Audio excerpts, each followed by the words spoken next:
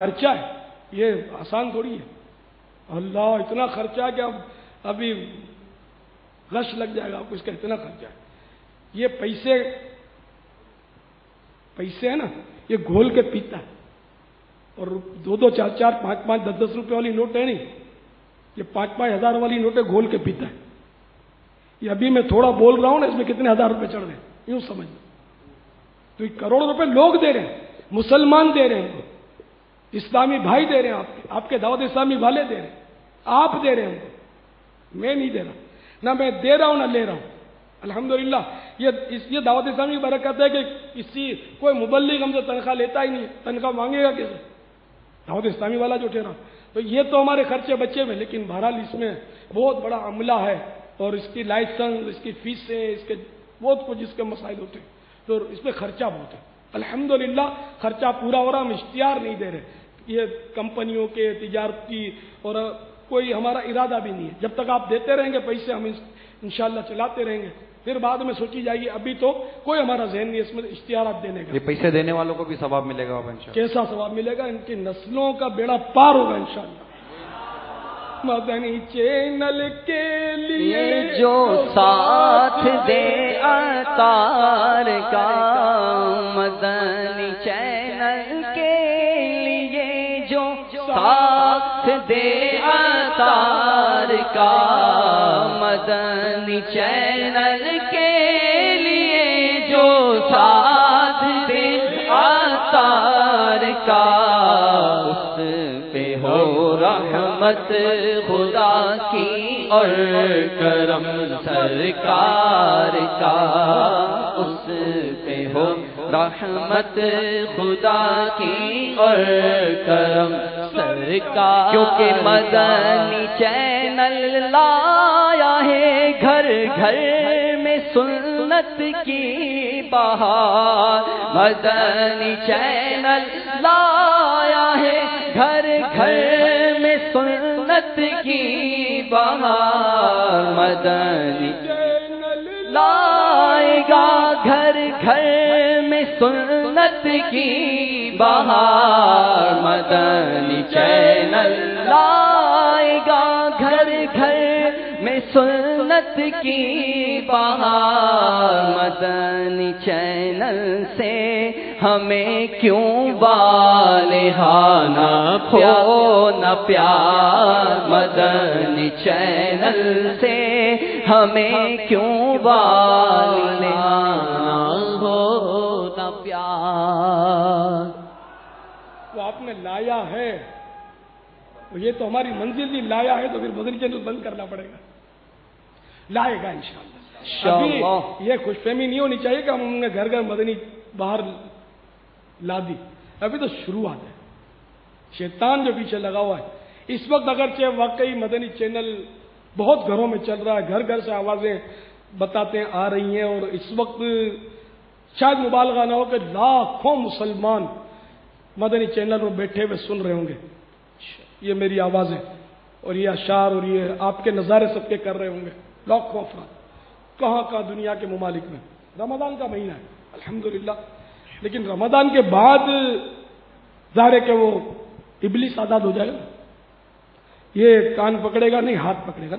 کان تو پکڑ کے سمجھائے گا، پھونکے گا اس میں، پھر ہاتھ پکڑے گا کہ یہ ہاں فلاں ڈرامے کی سیریز آ رہی ہے، یہ ذرا یوں گھما دے. پھر بولے گا ذرا بٹن کو یوں گھما دے، تو وہ ڈانس دیکھے گا، گانا سنے گا. لیکن جو ہمارے انشاءاللہ وہ ڈانس، گانا، عورت، موسیقی سب سے توبہ.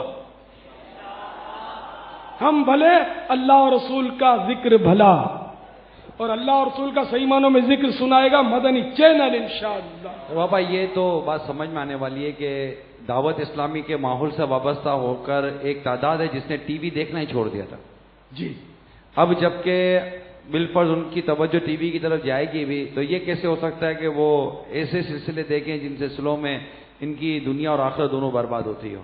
انشاءاللہ. تو ہمیں اس نے زن ہے کہ انشاءاللہ تعالی یہ مدنی چینل کے ذریعے اپنی دنیا اور آخرت سنوارنے کی کوشش کریں گے. انشاءاللہ جو مدنی چینل دیکھ رہے ہیں وہ نیت کر لیں، مدنی چینل دیکھتے رہیں گے انشاءاللہ. انشاءاللہ.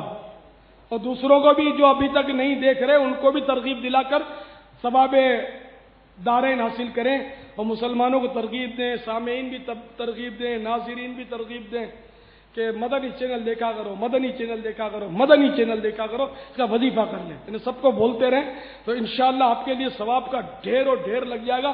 اتنی اسلام کی اس کے ذریعے خدمت ہو رہی ہے، اتنی نیکی کی دعوت کی دھوم مچ رہی ہے کہ بس جو سمجھتے ہیں وہ سمجھتے ہیں۔ آپ تاثرات سن رہے ہیں نا، یہ لاکھوں کی نمائندگی کر رہے ہیں ٹیلی فون والے، سب تھوڑی ٹیلی فون کرتے ہیں نہ، سب کو اس کا مطلب ٹیلی فون ایک ہی اس پہ لگا ہوا ہے، اس پہ بیچاروں کی لائنیں بسی جاتی ہیں کہ ہمت ہے کہ گھنٹوں تک محنت کر کے بھی یہ اپنا تاثرات بھیج دیتے ہیں۔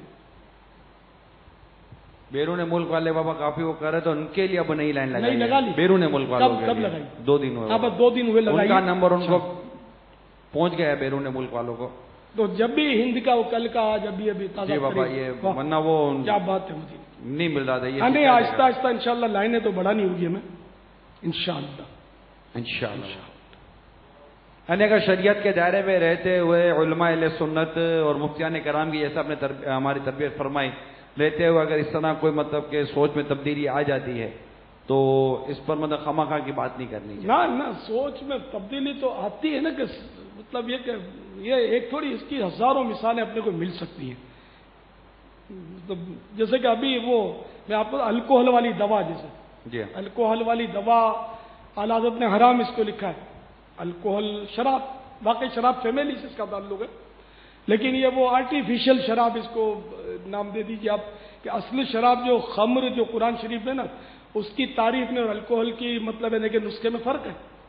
تو اس پر سے فقہا کے دلائل دے کر اور عموم بلوا کو سامنے رکھ کر کہ علماء اور عوام کا اس میں ابتلا ہے، مبتلا ہے سارے، کم و بیش سارے، الکوہل والی دوا تقریباً سبھی پیتے ہوں گے۔ تو مبارک پور شریف میں وہ کانفرنس ہوئی، مجلس شرعی کے تحت وہ علماء جمع ہوئے اور انہوں نے مطلب اپنے اپنے مقالے پڑھے اور آخر کار یہ اکثریت کے طور پہ پیش ہوا اور الکوہل والی دوا کو انہوں نے جائز قرار دیا، کیونکہ امت اس میں مبتلا ویسے ہی ہے۔ الکوہل والی دوا سے اب بچنا قریب قریب ناممکن جیسا ہو گیا۔